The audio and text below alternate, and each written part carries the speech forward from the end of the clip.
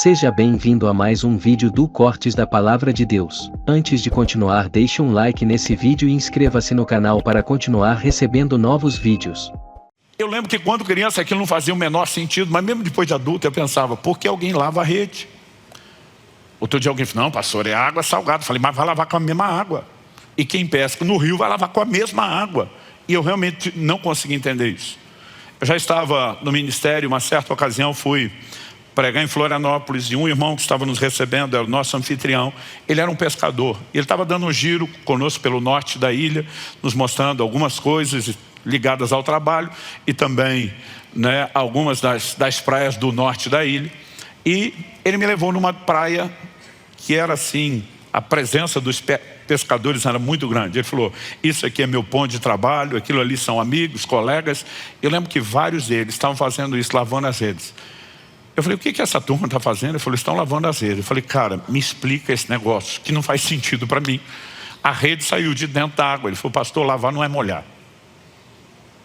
Eu falei, mas vocês vão usar a água. Ele falou, mas não é molhar.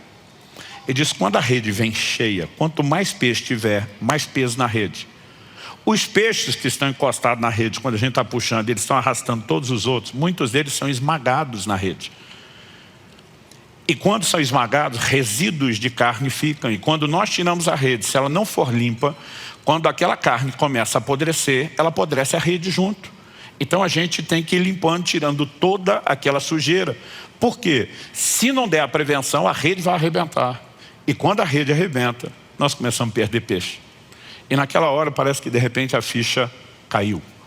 A Bíblia fala de 2 níveis de manutenção. O primeiro deles, eu quero apresentar em primeiro, porque é preventivo, é lavar. Mas o texto que nós lemos no início, em Mateus capítulo 4, verso 21, diz que quando Jesus viu Tiago e João, os filhos de Zebedeu, a Bíblia diz que eles estavam em companhia do seu pai, consertando as redes. Qual a diferença entre lavar e consertar? Lavar é a prevenção do problema. Consertar é quando o problema não foi prevenido e agora tem que ser arrumado.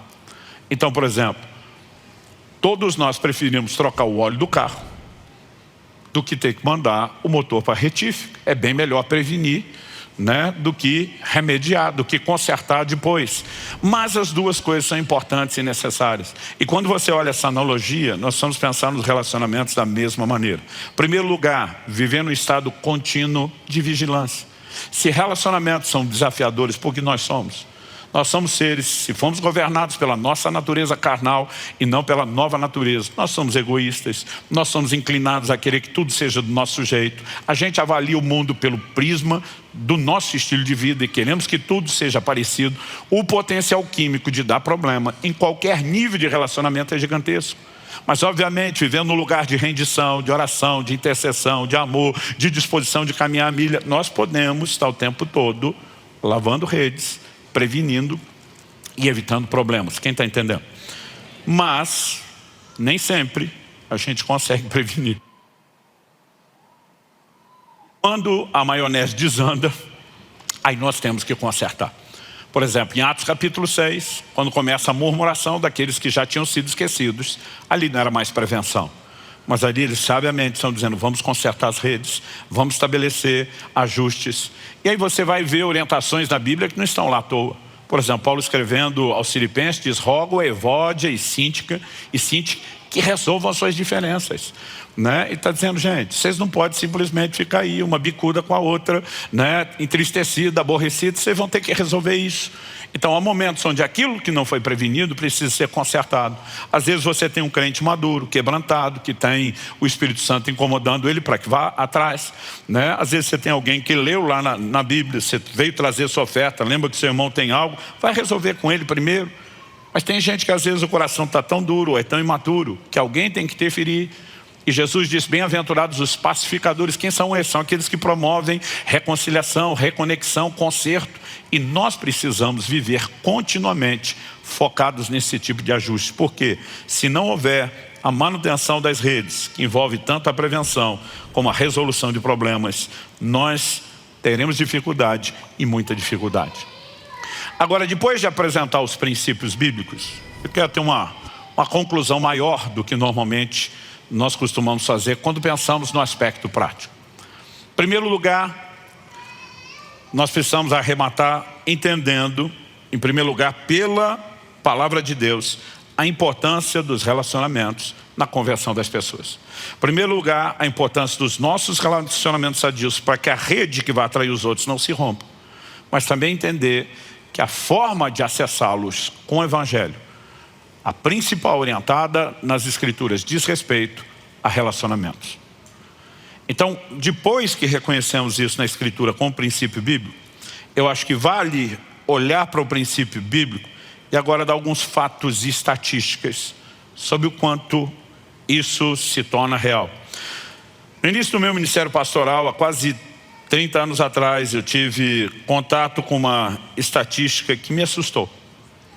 Naquela época, eu percebi que numa pesquisa feita no mundo todo, e aí não importava o continente, não importava a cultura, não importava a idade, não importava o nível social, não havia nenhum tipo de distinção de público que afetasse, porque assim, em todos os lugares, a pesquisa sempre dava resultados muito parelhos. Obviamente não eram exatamente iguais, mas muito parelhos.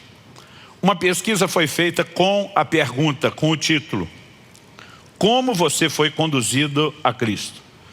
E haviam 8 possibilidades de resposta e uma 9ª que era genérica a outras.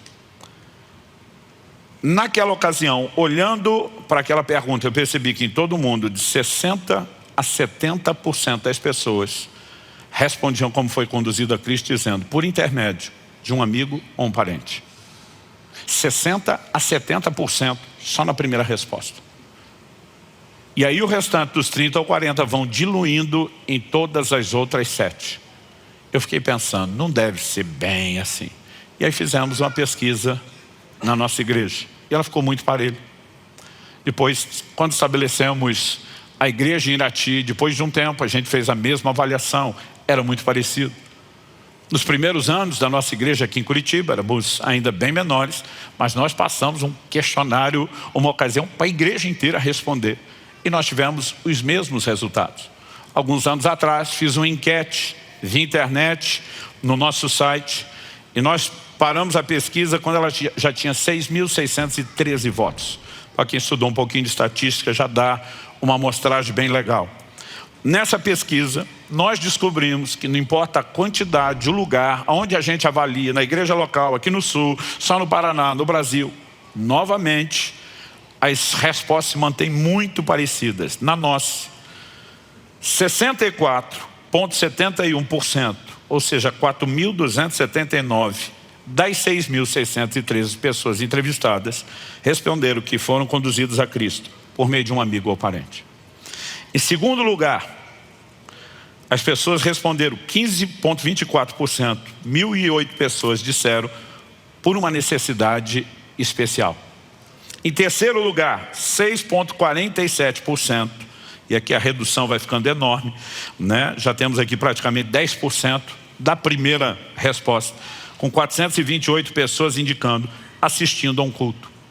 Em quarto lugar, em uma atividade da igreja, 299 pessoas, ou seja, 4,52%. Uma atividade significa não apenas o culto, pode ser um evento social, alguma coisa do gênero. Por uma visita, agora já cai para 3,01%, 199 pessoas.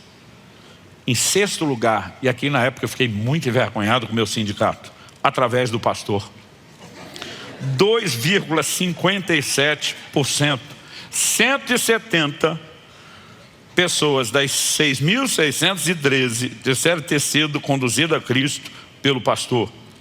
Em sétimo lugar, através de um estudo bíblico, 2,1%, 139 pessoas. E pasmem, em último lugar, o oitavo, eu não incluí aqui os outros, com apenas 91 pessoas, ou seja, 1,38%, em uma campanha evangelística. A pergunta é, o evangelismo eficaz constitui-se apenas de campanhas evangelísticas? É evidente que não. Gente, nós estamos falando de décadas da mesma pesquisa, com os mesmos dados, em todos os lugares do mundo. Isso não significa que as campanhas não devam acontecer. Isso significa que a gente tem que parar de terceirizar e entender o peso dos relacionamentos. Mas depois de um tempo avaliando isso, me ocorreu outra coisa. Falei, peraí, 65% ou 64,71% foram de cara respondendo um amigo ou parente. Mas 15% disseram por uma necessidade especial. Na pesquisa que nós fizemos dentro da igreja, eu comecei a ir atrás da maioria que eu conhecia. Essa necessidade especial era que não, pastor, um problema de saúde sério, e bateu o desespero, eu tinha que buscar Deus. O seu problema especial era o quê? Era um problema familiar. O seu problema especial era o quê? Era financeiro. Aí minha pergunta para as pessoas, e nessa hora de necessidade, onde você estava receptivo, quem que te pregou o evangelho ou te levou para a igreja? Sabe o que eles me diziam? Um amigo ou parente. Ou seja, os 15% estavam fora da resposta. Porque eles apenas pensaram no motivo, mas não no meio. Aí eu comecei a avaliar a turma que respondeu assistindo um culto. Se apareceu sozinho na igreja, descobriu? A maioria não. Não fui convidado. Por quem? Um amigo ou um parente. Aí fomos avaliar a turma da quarta resposta em uma atividade da igreja. Onde foi que você começou a se abrir o evangelho? Não, a turma jogando futebol me chamava. E aí, no meio de muita carnalidade, eu também vi muito de Jesus, na vida de alguns, tal. Ele não estava no culto, mas a receptividade começou. Quem te chamou para atividade? Um amigo ou um parente. Aí fui na turma da visita. Então você entregou a vida para Jesus por meio de uma visita? Sim. Foi um estranho que apareceu lá falar de Jesus? Não. Quem que foi? Um amigo ou um parente. E aí eu consegui entender a deficiência do meu sindicato. Porque eu fui atrás das pessoas que eu ganhei pessoalmente para Jesus, fora da igreja. E eles não tinham respondido através do pastor. E aí eu fui tomar satisfação, falei, vocês estão deixando ruim para nós. Eu te ganhei para Jesus, por que é que você não respondeu, pastor? Ele falou, o senhor não me ganhou como pastor? Eu nem sabia que o senhor era um pastor, o senhor era um vizinho, era um cliente. E começou a falar de Jesus, e depois que o senhor me levou, eu descobri que o senhor era pastor.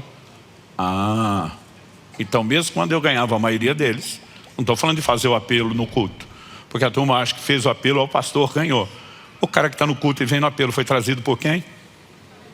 Um amigo ou parente. A maioria das pessoas que eu levei a Cristo não levei como pastor, levei ou como um amigo, alguém que teve alguma oportunidade de relacionamento, ou mesmo como parente, através de um estudo bíblico. Como é que você foi no estudo bíblico? As pessoas diziam por meio de um amigo ou parente. E o mais ineficaz de todos, que era uma campanha evangelística, eu dizia, você parou lá por causa de um outdoor, de um anúncio no rádio? A maioria também não. Conhecido meu me convidou. Ou seja, dá para entender o quão importante, agora, depois de olhar os princípios, os fatos bíblicos, de como tudo se desenhou, como Jesus programou, ou como a coisa ainda continua acontecendo. Quem está entendendo? O problema quando a gente fala de evangelismo, vamos ganhar o mundo, a maioria de nós pensa, impossível, é muita gente. Outro dia um falou, não pastor, eu me imagino assim com um baldinho, tentando jogar as ondas de volta tudo uma vez. Eu falei, essa missão é coletiva, por isso nós estamos falando de pescar com redes. Nós vamos entrelaçar todos os fios, se é trabalho conjunto. A multidão ganha, não é resultado de um ou de outro, é a soma do que todos nós tocamos. Então deixa eu te ajudar a pensar num outro desenho. Se nossa missão é pregar o evangelho e ganhar outras pessoas para Jesus, vamos tentar entender o desenho do Brasil? No último censo de 2010, nós éramos 40 milhões de evangélicos. Antes dos resultados estão para sair do próximo.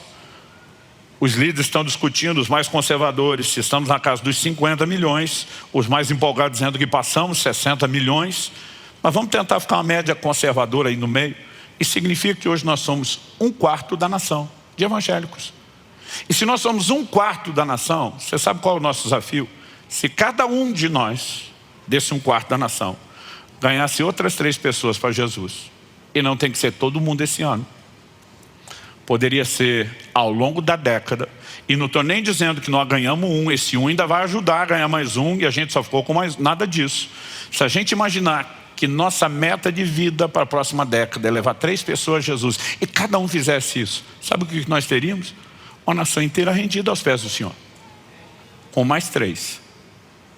E eu tenho certeza que você tem pelo menos 3 pessoas no seu ciclo de relacionamento que precisam de Jesus. Mas muitas vezes nós não estamos sendo intencionais. Não, pastor, um dia eu tentei pregar o evangelho e vi que não tinha interesse. Como é que foi? Falei para ele, ou aceita Jesus ou vai para o inferno. Ele não quis Jesus, já decidiu o inferno.